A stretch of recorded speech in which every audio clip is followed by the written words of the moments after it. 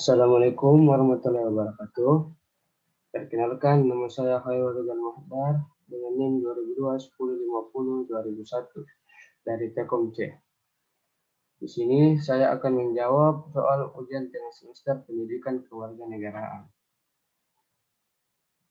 Pertanyaan pertama, dalam kondisi seperti ini, apa saja tujuan bersama yang mengikat diri sebagai satu bangsa yang membuat kita merasa perlu untuk mempertahankan nasionalisme Bank Indonesia?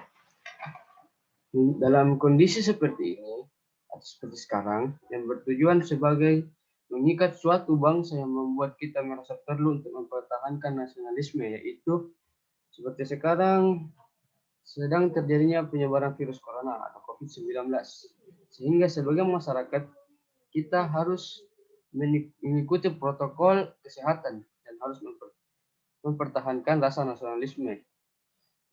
Dikarenakan jika tidak adanya rasa nasionalisme, maka COVID-19 tidak akan hilang atau tidak akan berhenti karena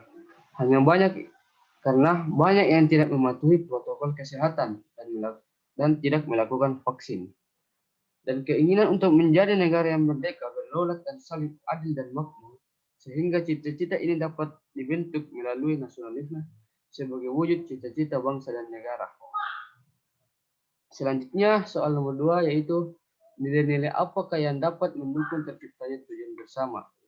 Yang pertama itu nilai demokrasi, kedua rasa cinta kepada tanah air, kebanggaan atas bangsa sendiri, nilai religius, kerja keras, saling menghormati dan saling mengerti satu sama lain.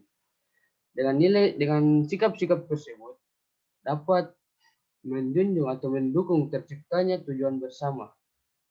Selanjutnya, nomor 3. Bagaimana formula nasionalisme yang relevan dalam konteks transnasionalisme dan kewarganegaraan global? Jiwa nasionalisme yang tinggi akan membuat masyarakat akan mengutamakan kepentingan nasional dibanding kepentingan pribadi. Dan formal nasionalisme yang dapat kita terapkan di Indonesia dalam konteks transnasionalisme dan kewarganegaraan global yaitu dapat kita acukan pada Pancasila yang meliputi bagaimana kita meningkatkan semangat dan jiwa nasionalisme dan persatuan rakyat. Selanjutnya, bagaimana memahami berbagai perubahan dan evolusi makna nasionalisme itu sendiri. Ya, pada awal kemerdekaan, nasionalisme itu di Indonesia dibungkus perasaan tertindih sebagai bangsa terjajah. Dan di awal kemerdekaan itu sendiri, rasa nasionalisme itu sangatlah tinggi karena mampu membuat bangsa Indonesia menjadi bangsa yang merdeka. Ya, sehingga perbedaan yang ada di masyarakat itu menjadi kekuatan bagi masyarakat untuk menjadi satu. Dan keinginan hidup bersama dan dalam tatanan yang lebih teratur secara sosial dan politik merupakan modal pasar dan perjuangan bentuk negara merdeka dan berdaulat. Berbeda dengan sekarang. Sekarang itu disebab sudah masuknya globalisasi yang mengakibatkan rasa nasionalisme tergeser.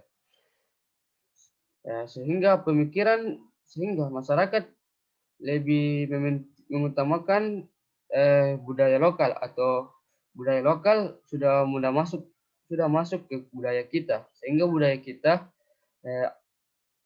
dan pemerintah sekarang hanya mementingkan dirinya sendiri, tidak mementingkan masyarakat, sehingga masyarakat kurang percaya terhadap pemimpin untuk memenuhi kebutuhan rakyatnya. Selanjutnya, apakah kebijakan mengadopsi kewarganegaraan ganda atau beberapa kewarganegaraan bisa ditetapkan di Indonesia tanpa mengurangi nasionalisme bangsa ini? Menurut saya itu tidak, karena suatu kebijakan mengadopsi kewarganegaraan ganda, beberapa kewarganegaraan bisa mengakibatkan berbagai macam permasalahan nasionalisme. Karena jika terlalu banyak wilayah yang dirangkul atau disatukan, akan sulit untuk menyatukan berbagai macam pendapat dan dapat memudarkan rasa nasionalisme bagi masyarakat. Sehingga kebijakan Indonesia untuk memiliki kewarganegaraan tunggal sudah tepat saat ini. Soal terakhir, apakah elemen-elemen yang mengikat kita sebagai satu bangsa yang ditumbuhkan, dipelihara dan diperkuat seiring dinamika kehidupan bangsa bernegara dan bermasyarakat?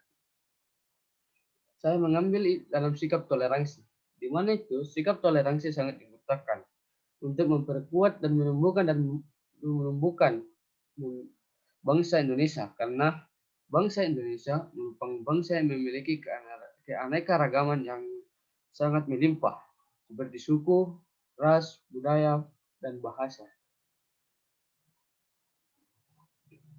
Mungkin hanya itu yang bisa saya sampaikan. Jika ada salah dan kurangnya mohon dimaafkan. Saya Hairul Rizal Mahdar mengucapkan maaf sebesar-besarnya. Walillahi taufiq wal hidayah. Assalamualaikum warahmatullahi wabarakatuh.